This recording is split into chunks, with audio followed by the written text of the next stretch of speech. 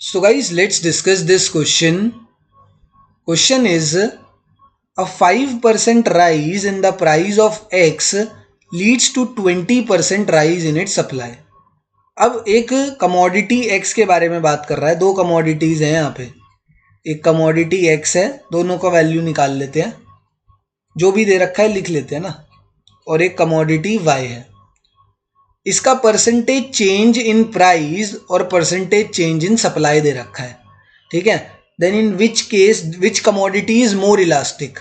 मोर या less elastic बताने के लिए मुझे उनकी इलास्टिसिटी ले निकालनी पड़ेगी. ठीक है. अगर मुझे बताना है कि ये मोर इलास्टिक कौन सा है या लेस इलास्टिक कौन सा है, तो मुझे इलास्टिसिटी निकालनी पड़ेगी. एंड इलास्टिसिटी ऑफ सप्लाई का फॉर्मूला क्या होता है? इलास्टिसिटी ऑफ सप्लाई का फॉर्मूला होता है परसेंटेज चेंज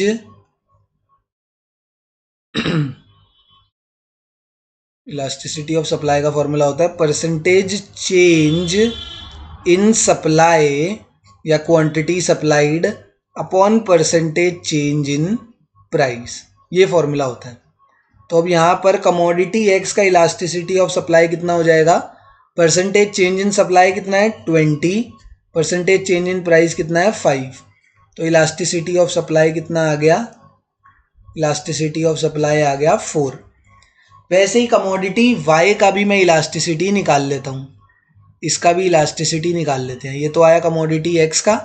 कमोडिटी वाई का इलास्टिसिटी ऑफ सप्लाई निकालने के लिए मेरे को क्वेश्चन में दे रखा है. देखो question, in case of good Y 3% rise in price leads to 9% rise in its supply.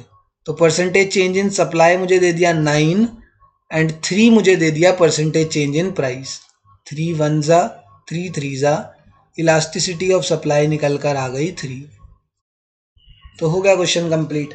अब हमसे यही तो मांगा है कि in the given case which commodity is more elastic. किसकी इलास्टिसिटी ज़्यादा है?